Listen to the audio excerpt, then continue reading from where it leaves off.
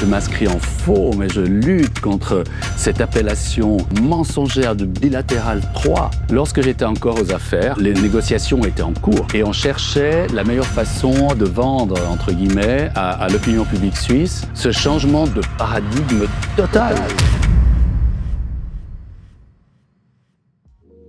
Mesdames et messieurs, bienvenue sur la chaîne de ProSuisse.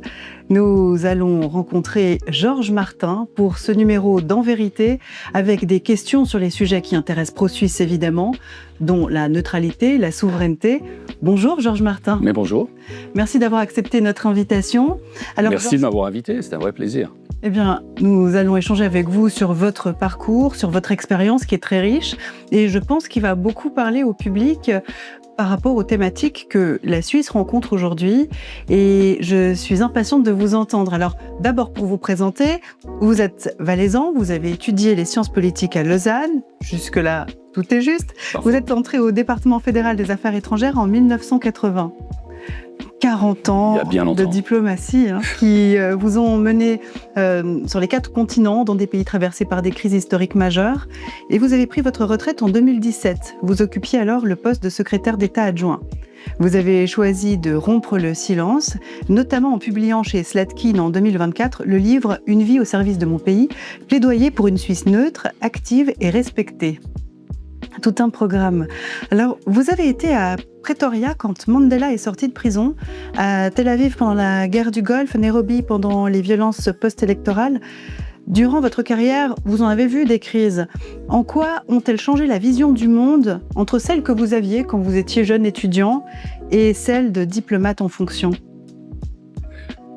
Oh là là, quelle question! C'est une question qui est très très fondamentale en réalité, parce qu'on me demande souvent comment ça se fait que je viens de la gauche comme étudiant. Lorsque j'étais étudiant à l'université, j'étais même très proche de la Ligue marxiste révolutionnaire, figurez-vous. Oui, ce qui m'a valu quelques attentes, parce que j'ai souhaité devenir officier dans l'armée suisse en plus, alors c'est aussi un paradoxe. Et comme j'avais été membre de cette ligue, on m'a demandé de prouver mon attachement patriotique, donc j'ai dû faire 2 cours de répétition la même année. C'est ce que j'ai fait, parce que comme je suis, lorsque j'ai une idée en tête, je veux la réaliser, donc je suis devenu officier. Je m'amusais à dire que j'étais officier antimilitariste, pour garder un petit peu de virginité idéologique. Non, je pense que ça s'est fait tout naturellement au fond. J'étais étudiant en sciences politiques, j'étais passionné des relations internationales, donc inévitablement j'ai été tenté par un poste qui me permettait de façonner un petit peu modestement à ma façon ces relations internationales. Et pour répondre à votre question, alors, les crises du passé, comme je les ressens aujourd'hui avec mon ressenti, puisqu'on parle beaucoup de ressenti par les temps qui courent, avec mon ressenti, il y avait des crises, mais le bateau, c'était des crises sur un bateau à tous les étages, mais le bateau allait dans la bonne direction. Or, aujourd'hui, c'est beaucoup plus grave parce que ce bateau est en crise. Le bateau ne va plus dans la bonne direction. Et c'est ça qui m'inquiète beaucoup. Mais comme vous parliez du jeune étudiant, vous étiez à gauche de la gauche. Quand on regarde le monde en étant à gauche, comment est-ce qu'on le perçoit quand on parle des crises d'aujourd'hui ? J'imagine bien que c'est un autre regard que... Oui, et j'aime beaucoup votre question parce que ça me permet de préciser certaines choses.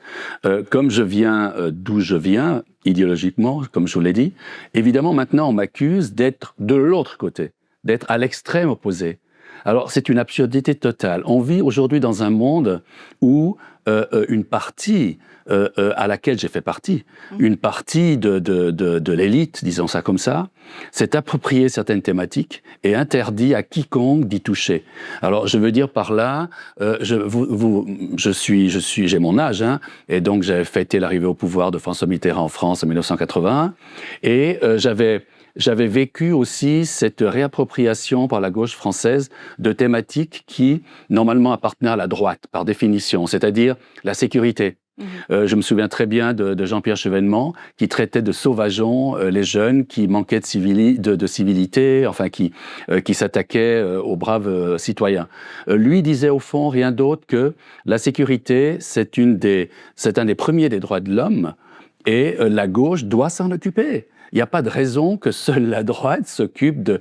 Ainsi de suite. Et aujourd'hui, tous les thèmes sont semblables. Là, on n'a pas le droit de toucher, si on n'est pas de gauche, à la migration. Parce que seule la gauche comprendrait la migration. On n'a pas le droit de toucher à la sécurité.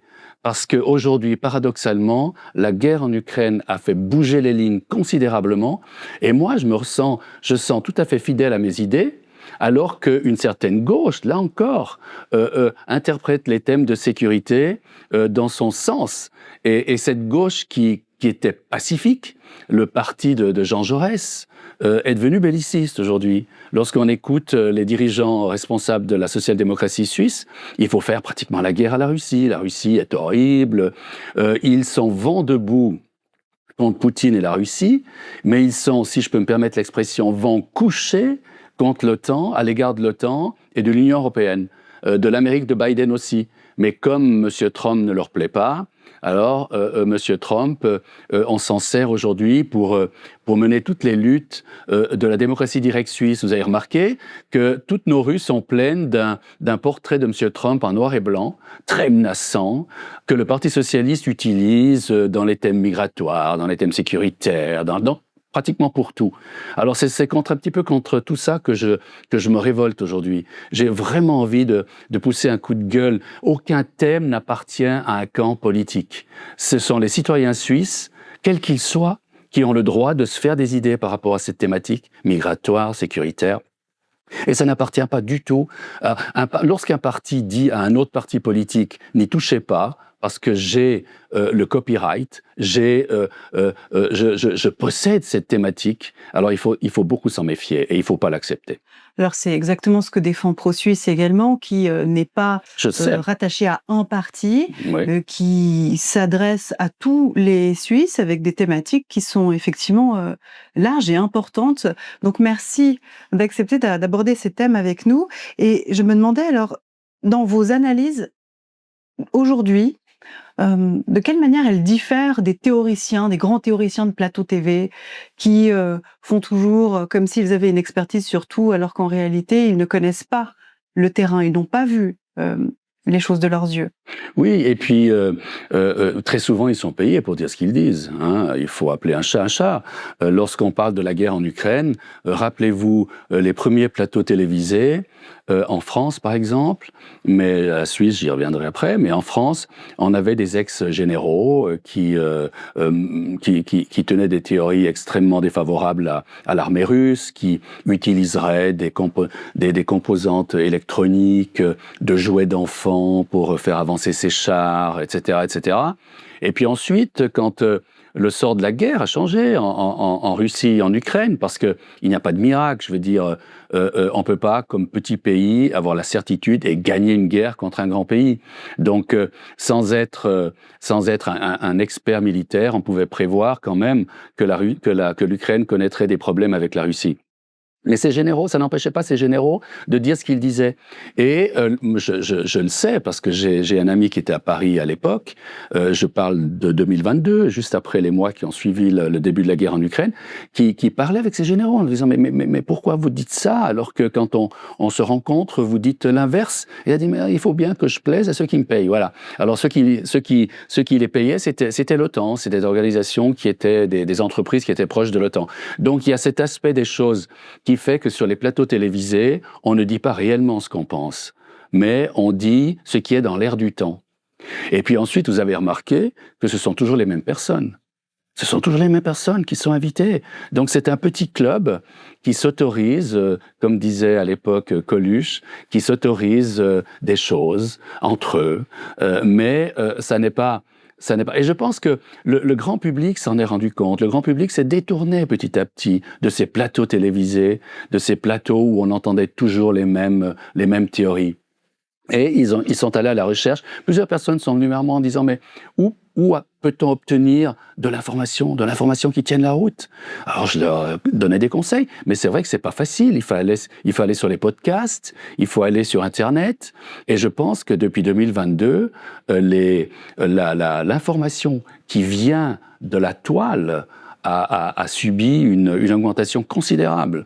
Il y a de plus en plus de citoyens qui vont chercher là-bas ce qui les aide à se former leur propre opinion.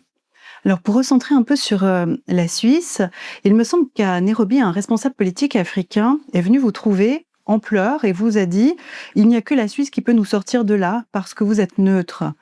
Que représente réellement la Suisse à l'étranger et est-ce que, selon vous, cette image est écornée aujourd'hui? Alors, la Suisse est neutre. Sans la neutralité, il n'y a pas de Suisse. Je veux dire par là, du point de vue marketing, tout simplement. Dans le monde entier, on perçoit la Suisse comme un pays neutre. On mentionnera la neutralité même avant le chocolat, le fromage et les montres et les banques. C'est vous dire à quel point les deux notions de Suisse et de neutralité sont intrinsèquement reliées. Alors oui, à Nairobi, c'était après les événements de les élections de 2007-2008 qui ont mal tourné, il y avait des milliers de morts, ce qui a provoqué l'arrivée dans le pays de Kofi Annan, qui n'avait toujours pas compris, enfin, il avait compris, mais il ne s'était pas pardonné de ne pas avoir pu empêcher le génocide du Rwanda, lorsqu'il était chef des troupes des Nations Unies déployées à l'étranger, Kofi Annan, avant qu'il soit secrétaire général des Nations Unies. Donc, il a été dépêché à Nairobi pour essayer de trouver des solutions. Et il a dit, en arrivant, je ne quitterai pas ce pays avant d'avoir rétabli la paix. C'est ce qu'il a fait d'ailleurs, quelques mois plus tard, 6 mois à peu près plus tard. Mais c'est vrai qu'un des ministres du parti qui avait gagné les élections, mais qui avait été écarté par un coup d'État pratiquement, était venu dans mon bureau et spontanément il avait parlé de cette Suisse neutre qui était le seul pays à ses yeux qui pouvait réellement aider le Kenya à ne pas basculer dans plusieurs Rwanda, dans plusieurs génocides. Et ça m'avait beaucoup frappé. Et partout où je suis allé, on me parlait de cette Suisse neutre qui est nécessaire au monde. La Suisse neutre, elle n'est pas nécessaire seulement à elle-même, mais elle est nécessaire au monde. Mais est-ce que l'image est toujours celle d'une Suisse neutre ou est-ce que maintenant, elle s'est détériorée aux yeux du monde? Complètement, on n'est plus neutre. On n'est plus neutre. Vous savez, la neutralité, c'est respecter le droit de neutralité. C'est très simple, hein. Il y a une page, les conventions de La Haye, etc. Ne pas favoriser un pays en guerre par rapport à l'autre. Or, c'est ce que nous avons fait en reprenant toutes les sanctions de l'Union européenne. Lorsqu'on dit que ces sanctions sont conforme au droit de la neutralité, c'est une erreur absolue, c'est un mensonge, tout simplement. Parce que lorsqu'on s'associe aux sanctions de Bruno Le Maire, l'ancien ministre français de l'économie, qui a prédit l'effondrement total de l'économie russe, c'était le but des sanctions européennes. Lorsqu'on s'attaque à l'économie d'un pays en guerre, on s'attaque à sa capacité de faire la guerre, inévitablement. Il aurait fallu faire la même chose avec l'Ukraine, mais on ne l'a pas fait, évidemment. Donc, très rapidement, Biden, dans son discours sur l'état de l'Union après le début de la guerre en Ukraine, a rigolé en disant « Mais vous voyez, on a raison, l'histoire nous donne raison, même la Suisse n'est plus neutre ». Et puis une année, 2 ans, une année et demie plus tard, la Russie a dit la même chose. La Russie, M. Lavrov, à New York ou à Moscou aussi plusieurs fois, a dit que la Suisse était sur la liste des pays inamicaux et que la Suisse n'était plus neutre. Alors, la neutralité, ce qui est essentiel, c'est qu'on soit perçu comme État neutre.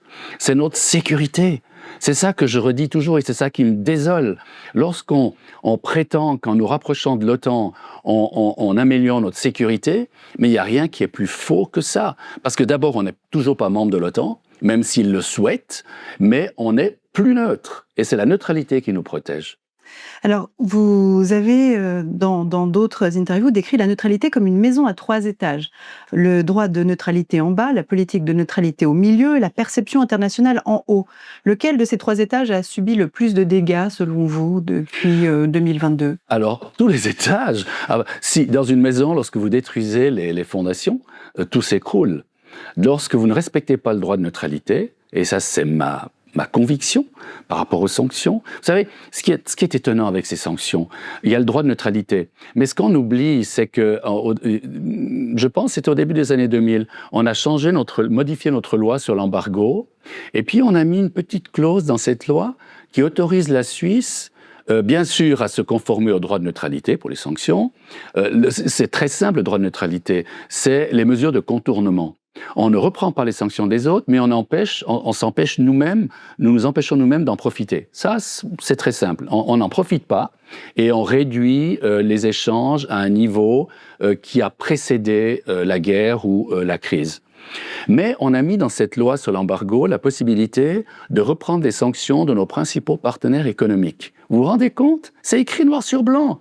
Ça veut dire que ça n'a plus rien à faire avec le droit de neutralité.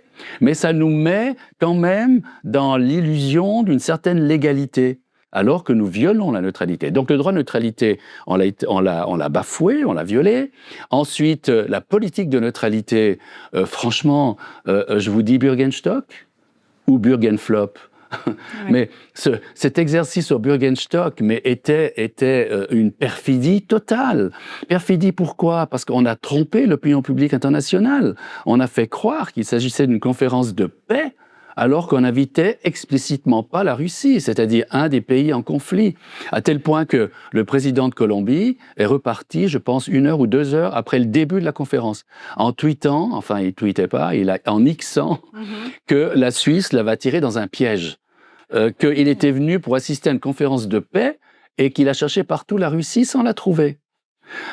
Alors ça, le troisième étage, puis je termine dans ma réponse, le troisième étage, c'est la perception. Alors je l'ai déjà mentionné, on n'est plus perçu comme état neutre. D'ailleurs, il y a deux, je pense, parties sur cette planète, deux parties de deux sortes de pays. Il y a les pays qui nous considèrent plus comme neutres, enfin l'Union européenne, c'est évident, les pays de l'OTAN sont convaincus que nous sommes un partenaire et que nous faisons partie de leur groupe. Et puis les autres pays s'interrogent toujours. Alors les grands acteurs, par rapport auxquels il est très important d'être neutre, c'est-à-dire la Russie et les États-Unis, ne le considèrent pas comme neutre, comme je l'ai dit. Mais le reste du pays, le Sud global, comme on le dit, avec une arrogance indigne, enfin stupide, mais c'est les pays qui vont compter d'ici 10, 20, 30 ans, peut-être même avant. Ils comptent déjà maintenant. Donc ce Sud global nous regarde il s'interroge. Est-ce que la Suisse est toujours neutre? Et on y viendra, je pense. On aura l'occasion de préciser à l'ensemble de la planète que nous sommes toujours neutres parce que la démocratie directe étant ce qu'elle est, elle nous donnera l'occasion de le faire. Alors, vous avez parlé donc de ces sanctions qui ont été reprises. Un terme que vous aviez utilisé, c'était un acte de guerre sans les armes. Est-ce que cette formulation est volontairement provocatrice? Mais non, elle n'est pas provocatrice. Les sanctions contre l'économie d'un pays, surtout si elles se veulent totales, sont un acte de guerre. C'est un acte de guerre. C'est ce qu'on fait juste avant de sortir les armes et de tirer. Les sanctions sont un acte de guerre. Alors, est-ce que vous pensez que nos politiciens prennent sciemment ce genre de décision? Alors moi, je pense que nos politiciens, beaucoup d'entre eux, font tout ça et pensent ce qu'ils pensent par ignorance. Par ignorance. Je pense que ce sont des personnes honnêtes, bienveillantes, qui, vous savez, qui ont, et même nos dirigeants politiques, pas seulement les représentants de la classe politique, ont cru qu'ils pouvaient, en toute bonne conscience, changer un récit vieux de plusieurs siècles, c'est-à-dire le récit de la Suisse neutre, etc., en reprenant un autre récit, celui de l'OTAN et celui de l'Occident. Pourquoi? Parce que M. Poutine serait méchant. Voilà, M. Poutine est très méchant. Donc on a raison de faire ce qu'on fait et on va s'allier aux ennemis de M. Poutine et on ne peut qu'avoir raison. Alors, Hitler était gentil, les autres dans l'histoire n'étaient pas particulièrement gentils non plus, mais nos prédécesseurs, nos dirigeants, à l'époque, estimaient que la neutralité était quelque chose qui valait la peine de défendre. Maintenant, plus. Maintenant, on pense, avec ce récit otanien, ce récit de l'Occident, ce récit de la guerre juste, permet, d'imaginer, de déterminer que l'histoire a commencé en 2022, comme pour Israël, en 2023, avec le 7 octobre, Gaza, etc. Et tout ce qui se passe avant, l'occupation israélienne pour le Moyen-Orient, et tout ce qui se passe avant, c'est-à-dire depuis la chute de l'URSS et la politique systématique de l'OTAN et de l'Occident, surtout des États-Unis, parce que les Européens étaient plus, à mon avis, à l'ouest, si vous me passez l'expression, que réellement à la manœuvre. Mais surtout les Américains ont voulu se rapprocher toujours plus de la frontière russe. Mais on oublie tout ça. Donc on estime que tout d'un coup, Poutine s'est réveillé en disant « Voilà, je suis très méchant, qu'est-ce que je vais faire? Je vais attaquer l'Ukraine ». Et on ne veut pas comprendre, nos politiciens ne veulent pas comprendre que cette attaque, alors je ne justifie pas l'attaque de l'Ukraine parce que je ne justifie aucune guerre. Aucune guerre ne mérite qu'on la déclenche, on est d'accord. Mais, comme a dit Machiavel, dans Le Prince, ça ne date pas d'hier, il a dit que responsable d'une guerre n'est pas seulement celui qui la déclenche, mais celui qui la prépare, celui qui la rend presque inévitable. Et dans le cas de l'Ukraine, je crois qu'il n'y a pas photo. La plupart des observateurs aujourd'hui, de ceux qui écrivent par rapport à cette guerre, disent, sans risque, heureusement aujourd'hui, d'être emprisonnés, pour poutinisme compulsif, disent que cette guerre a été largement provoquée. D'ailleurs, Stoltenberg, l'ancien secrétaire général de l'OTAN, l'a dit. On y est pour quelque chose dans cette guerre, hein, comme membre de l'OTAN, etc., etc. Donc voilà, c'est par ignorance que notre classe politique, mais c'est aussi par mauvaise foi. Certains, beaucoup d'entre eux aussi, je ne peux pas imaginer qu'au Conseil fédéral, on ne comprenne pas que l'histoire n'a pas commencé en 2022 ou en 2023, parce que par rapport au Moyen-Orient, on y viendra peut-être, si vous le souhaitez, mais on fait les mêmes erreurs. On n'est pas neutre non plus. Alors, on ne peut pas imaginer que le Conseil fédéral ignore que l'histoire a commencé bien avant 2022. Donc, s'il fait ce qu'il fait, c'est parce qu'il a voulu acheter un discours, un récit qui a été composé dans les bureaux de l'OTAN à Bruxelles. Et il y a encore un autre élément, on y viendra sûrement, qui est très important, c'est que le Conseil fédéral et la classe politique, dans sa majorité, s'est livré pieds et poings liés à l'Union européenne, à travers ces accords qui nous seront soumis en votation. Exactement. Alors là, c'est vrai qu'on peut tout à fait y voir un lien, qu'il y a cette soumission de la Suisse face à l'Union européenne. Et maintenant, au lieu de parler de neutralité, on parle de neutralité active. Alors, qu'est-ce qu'on doit comprendre dans ce terme-là, qui est souvent utilisé dans les médias? Alors, chaque fois qu'on ajoute des adjectifs à la neutralité, c'est pour l'affaiblir. Alors, la neutralité active à laquelle vous faites allusion, c'était l'époque de Madame Calmiret.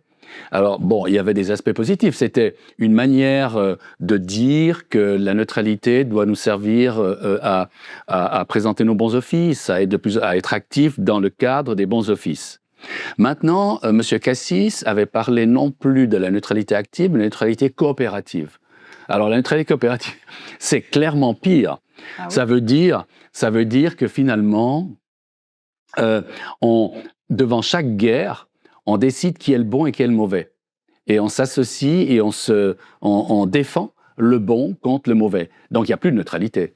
Donc, moi, je suis contre ajouter des adjectifs à la neutralité, parce que c'est souvent dans le but non seulement de l'affaiblir, mais au fond de la faire disparaître. Ah, vous avez raison, c'est vrai que neutralité coopérative est largement pire que neutralité active. Et neutralité coopérative, le concept avait été proposé par Forhaus, cette association de politique étrangère, cette organisation qui s'est créée à l'initiative de jeunes universitaires à Zurich, mais ils sont présents en Suisse romande aussi. Et ces jeunes-là ressentaient la neutralité comme quelque chose comme un corset qui nous empêchait de prendre parti précisément dans les guerres, de prendre parti contre le méchant, pour les bons, etc. C'est un petit peu le résultat de ce monde réglé basé sur les règles, vous savez, le rule-based order américain, qui a été créé par les Américains, qui a été repris tel quel par les Européens, face à chaque guerre dans laquelle l'Occident est partie prenante. Ça ne peut être qu'une guerre entre le bien et le mal, entre le démon et Dieu. Et l'Occident étant toujours Dieu et toujours le bon, ça veut dire que l'autre est toujours mauvais.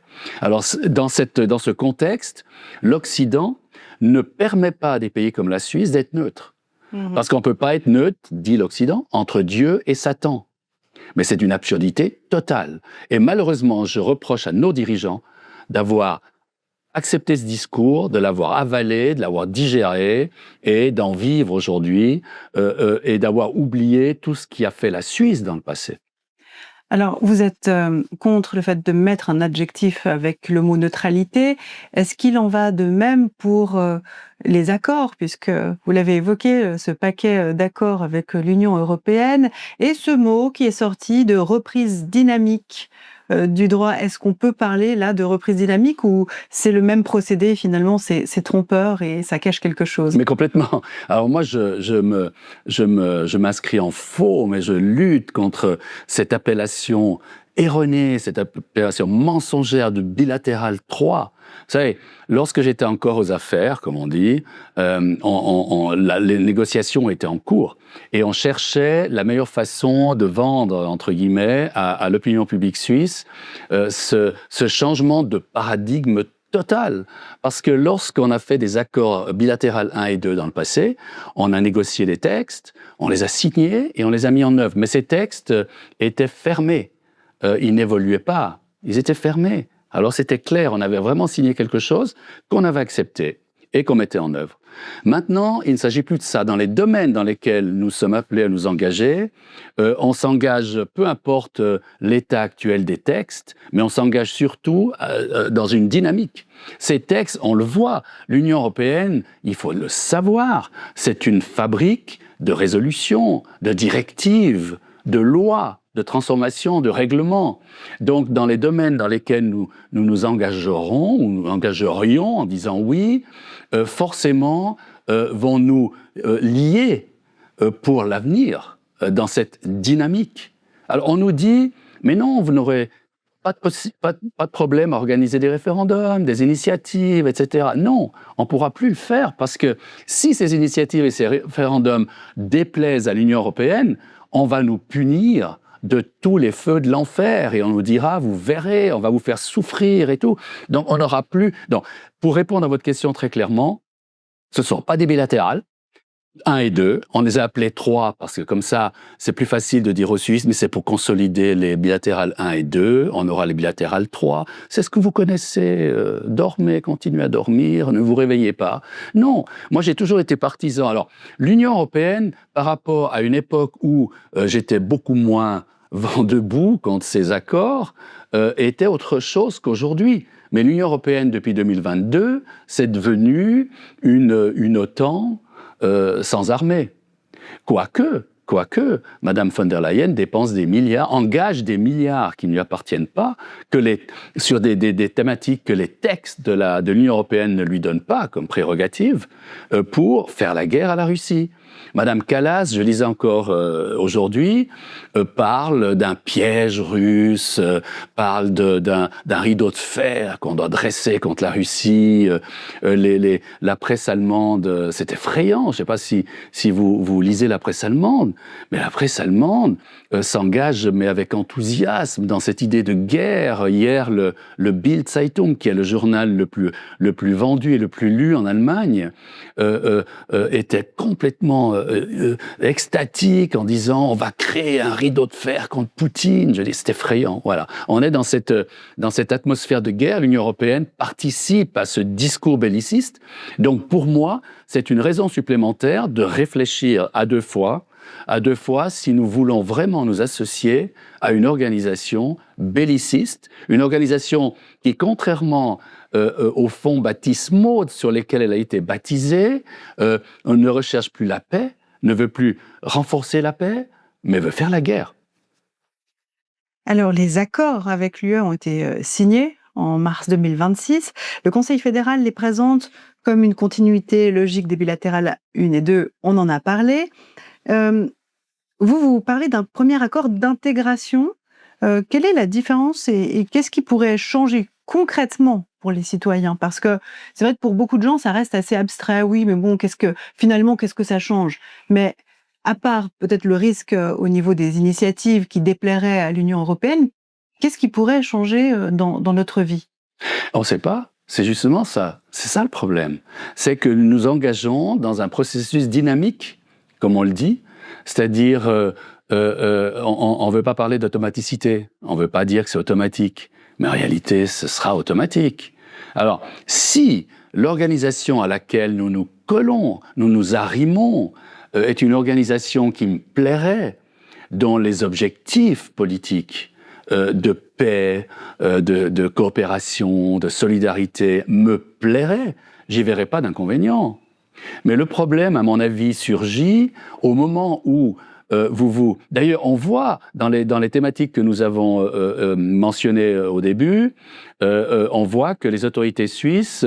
alors, le cas de la migration est exemplaire. Monsieur Jans, le conseiller fédéral en charge du dossier, s'en va par monts et par vaux dire aux Suisses qu'on doit accepter les politiques migratoires de l'Union européenne parce qu'il faut plaire à l'Union européenne. On peut pas, dans un monde devenu si menaçant, on peut pas rompre ou menacer ou mettre en danger notre sécurité en nous éloignant de l'Union européenne, comme si l'Union européenne pouvait nous protéger. Enfin, ça, c'est une autre question.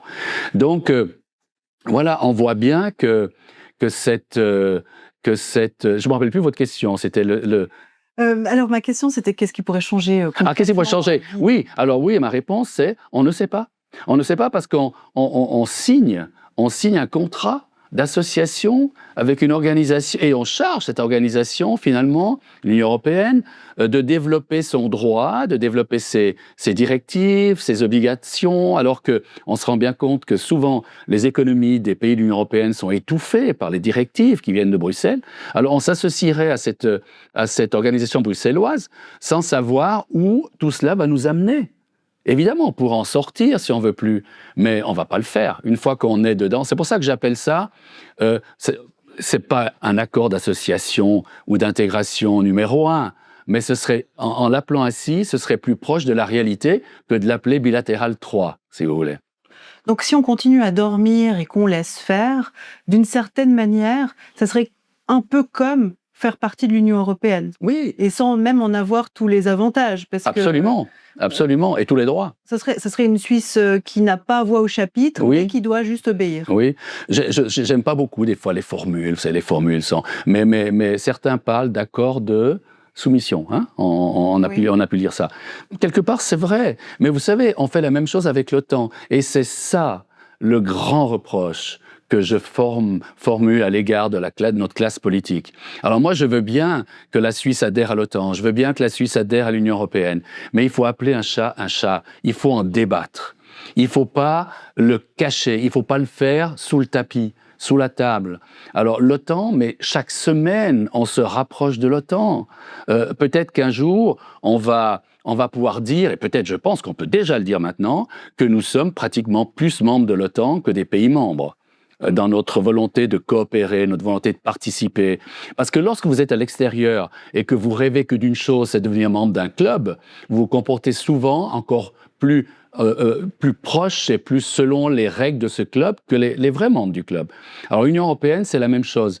On se rapproche en disant mais non. D'ailleurs, chaque fois maintenant que la Suisse collabore et coopère avec l'OTAN, dans tous les communiqués de presse, on dit mais tout cela est conforme avec notre neutralité. Alors même chose avec l'Union européenne. Alors si on le dit, alors lorsque c'est flou, il y a le loup. Lorsque c'est pas clair, il y a des raisons de se poser des questions. Et moi, je pense que aujourd'hui, nos dirigeants politiques nous font aller dans une direction sans le dire aux Suisses, sans en débattre, et on risque un beau jour de nous retrouver dans une situation où finalement, vous savez, c'est comme les grenouilles qu'on met dans l'eau froide et on met la température et elles se mettent à cuire, à bouillir, et elles sont mortes parce qu'elles ne se sont pas rendues compte. Parce que c'était suffisamment progressif, voilà. Oui, c'est ça, voilà. Et d'ailleurs, vous êtes favorable à la double majorité peuple et canton, et c'est un sujet qui divise énormément à Berne. Ah ben, Pourquoi à mais votre ça, je avis? comprends pas qu'on puisse être divisé là-dessus. La Suisse, alors, moi, j'ai parlé avec des représentants au Parlement en leur disant, mais enfin, mais comment peut-on même se poser la question? C'est évident qu'il faut la double majorité. C'est un sujet d'une importance politique considérable. Alors, la réponse a été oui, mais on doit respecter la démocratie. Et d'après notre Constitution, la Constitution sur un sujet semblable ne demande pas la double majorité, etc. Oui, mais la Suisse, ça n'est pas seulement une démocratie, c'est un fédéralisme aussi, c'est un système fédéral. Cette démocratie qui donne à chaque citoyen les citoyennes et citoyens les mêmes droits, le fédéralisme donne à chaque État qui font partie de la Suisse les mêmes droits.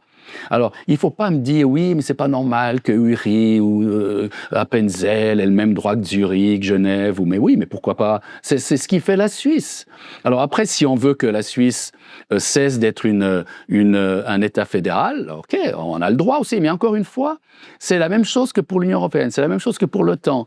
On veut démonter le fédéralisme sans le dire, parce qu'on sait que les Suisses n'accepteraient pas ça. Donc on essaye de le faire avec des arguments juridiques. Vous savez, on me dit oui, mais il y a des juristes qui seront de cet avis, qu'il faut une majorité, pas deux et tout. Oui, mais on sait très bien, vous mettez 4 juristes autour d'une table, vous aurez 8 opinions différentes. Les juristes donnent la réponse à la question, donnent la réponse que vous voulez à la question que vous leur posez. Alors, ceux qui soutiennent ces accords disent que le refus serait notre Brexit, un saut dans le vide économique. Que répondez-vous à ça? C'est M. Jans qui le dit aussi. Oui, c'est exactement. Oui. Alors, au Conseil fédéral, nous avons 3, 4 européistes. Nous avons 4 turbos. Euro-turbo. C'est M. Jans, c'est Mme Brunschneider, c'est M. Pister, et puis, voilà, j'en passe un encore. Monsieur Cassis? M. Cassis, bien entendu. Voilà. 4 euroturbos. Alors, ces 4-là nous prédisent pique-pendre si le peuple suisse disait non à ces accords. Moi, je dis que, et vous savez, je ne suis pas le seul, parce que je ne suis pas économiste, je ne suis pas un expert en économie, mais il y a énormément de gens de Suisse qui ont réussi dans leur domaine économique qui disent exactement l'inverse. Pourquoi? Parce que l'Union européenne, alors moi, ma position extrêmement réservée, pour ne pas dire plus par rapport à l'Union européenne, c'est que c'est une organisation qui s'est trahie elle-même, comme je l'ai dit, sur la guerre et la paix. Mais des économistes disent, par rapport à l'Union européenne, que c'est une organisation, c'est une institution qui étouffe toute croissance. Que dans aucun pays de l'Union européenne, c'est possible de réellement de croître, de libérer l'économie parce qu'il y a trop de directives. La vocation de l'Union européenne, c'est de produire des directives. Il faut réglementer les choses. J'ai lu, je parlais de la presse allemande est vent debout parce que l'Union européenne prépare une nouvelle directive qui forcera toute l'industrie de la salle de bain, comme on peut dire, c'est-à-dire l'industrie de la beauté, des soins, etc., à changer pas le contenu, mais les containers, les flacons. Parce que les flacons ne correspondra plus à la volonté de l'Union européenne, de la Commission européenne. On parle de la Commission européenne surtout, de la Commission européenne d'enlever toute trace de polluants éternels. Moi, j'ai rien contre. Il faut enlever les polluants éternels, mais seulement ce sera une directive qui va toucher Nivea, les grands producteurs allemands, etc. C'est ça l'Union européenne. Donc l'Union européenne, du point de vue économique, je ne sais pas si l'Union européenne, si on dit non à ces accords, notre économie. Vous savez, lorsqu'on a voté en 92 sur l'espace économique européen, et Dieu sait si j'étais pro-européen à l'époque. Je ne vous l'ai pas dit encore, mais dans notre conversation. Mais j'étais pour une adhésion de la Suisse à l'Union européenne. Ouh. Ah oui, Ah oui. carrément. En 92, dans ces années-là, j'étais pour une adhésion de la Suisse à l'Union européenne. Pourquoi? Parce que l'Union européenne me semblait être une Suisse continentale. J'étais pour la disparition de la Suisse, si vous voulez, dans une Suisse qui deviendrait l'Europe. Fédéralisme, etc. Mais on en est bien revenu. On se rend bien compte que l'Union européenne s'est arrêtée en marche. Politiquement, ça n'est pas du tout un État fédéral. Après l'introduction de l'euro, elle n'a plus rien fait. C'est devenu plus que l'Europe des marchands, c'est l'Europe qui produit les directives, comme je le disais, etc. Donc c'est pas une Europe qui va dans le sens des citoyens, c'est une Europe surtout qui n'est plus supportée par les citoyens. Même Jacques Delors disait si l'Europe ne devient pas l'affaire des citoyens, elle va mourir. Eh bien voilà, moi je pense qu'elle n'est pas venue l'Europe des citoyens. Et franchement, si on me posait la question sur les chances de survie de l'Union européenne, j'hésiterais à me prononcer. Mais quand on essaye de nous faire peur avec ce Brexit à la Suisse, euh, alors qu'en réalité ça n'a pas si mal réussi à la Grande-Bretagne, que on peut même entendre beaucoup de gens qui sont pour un Frexit. Alors, je pense que là, on est plutôt d'accord sur le fait qu'on vit mieux, on vivrait mieux sans UE et que la Suisse a meilleur temps. Ce qui est sûr, c'est qu'on ne mourrait pas. On ne meurt pas si on dit non à ce paquet d'accords. Alors je voulais dire, en 92, il y a eu vous savez, on est dans la République des experts aujourd'hui. Les experts nous disent. Alors quand on a dit les experts, on leur fait dire n'importe quoi et c'est parole d'évangile. Par exemple, en 92, l'université de Saint-Gall avait écrit que si la Suisse disait non à l'espace économique européen, ce serait 1 ou 2 points de moins de croissance ou un truc pareil. Mais ça a été l'inverse, c'est l'inverse qui s'est... Alors après, on a négocié, on a des accords, etc. Mais les prévisions pessimistes et alarmistes ne sont pas du tout réalisées. Alors moi, je me méfie et j'ai pas peur du tout des prévisions des experts qui nous annoncent exactement ça. D'ailleurs, si vous remarquez, on a un peu la même constellation par rapport à ces accords qu'en 92. On a un parti qui, entre-temps, est devenu le principal parti. Alors franchement, moi, quand on me reproche mais ce que tu dis, mais c'est l'UDC, c'est pro-suisse, etc. Mais ça me fait bien rire. C'est pas parce que une idée viendrait de tel et tel corner qu'elle est mauvaise. C'est absurde. Et pour une certaine catégorie de la classe politique suisse et médiatique, ne l'oublions pas, c'est ça aujourd'hui. Lorsqu'une idée vient d'un coin déterminé, bien identifié, elle est mauvaise. Elle est mauvaise. D'ailleurs, ça leur évite de devoir argumenter en disant mais c'est l'UDC, c'est l'extrême droite.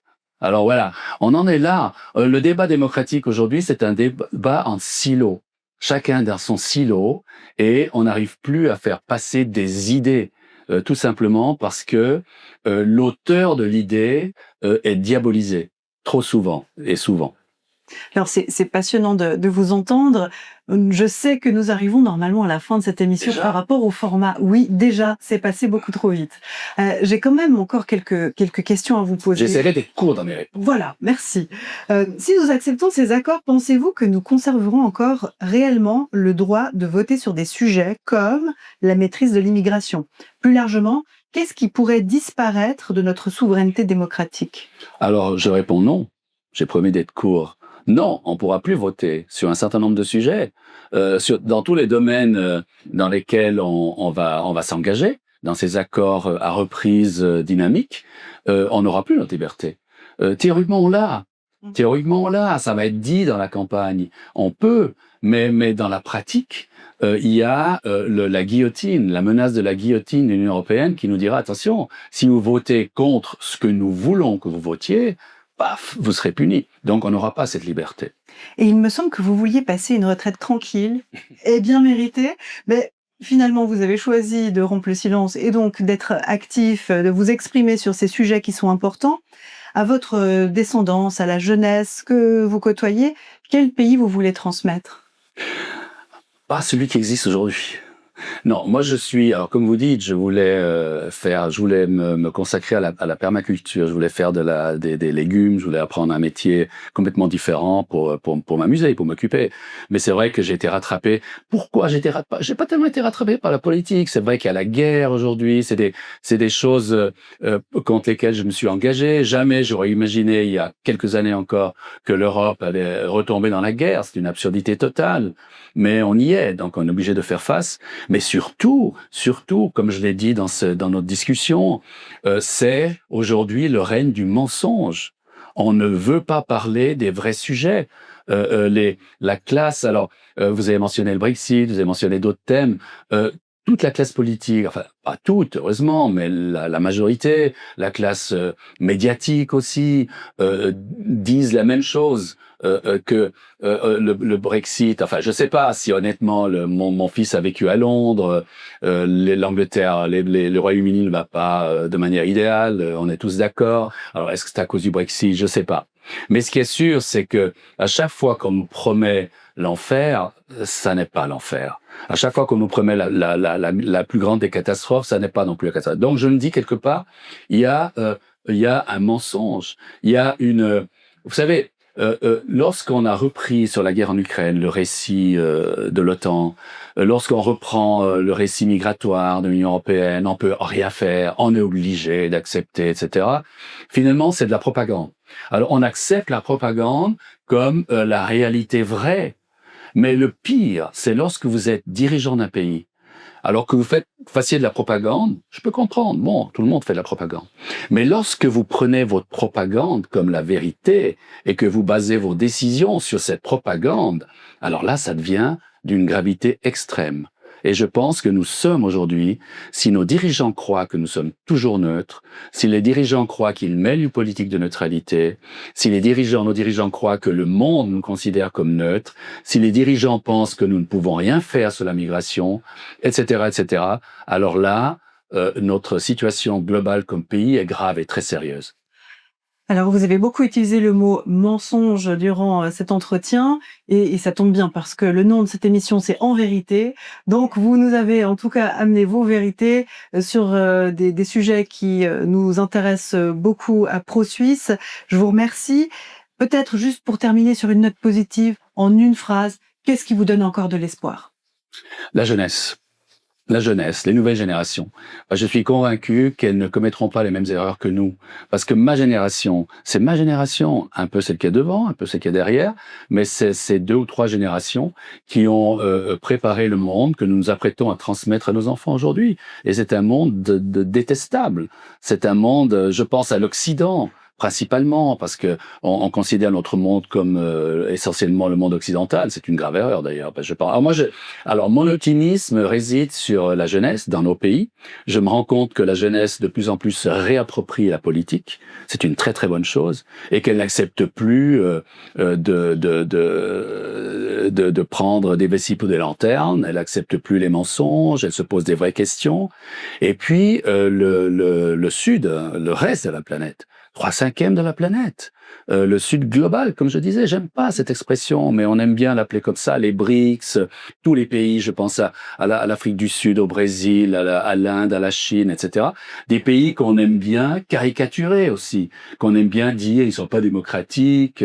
Alors franchement, est-ce que nos pays à nous sont très démocratiques? Des pays où ce sont des experts qui dirigent, qui les dirigent, où on doit accepter simplement les votations parce qu'on n'a pas le choix, on n'aurait pas le choix, les experts nous en disent qu'il faut voter. Non, on n'a pas de leçon à donner à personne.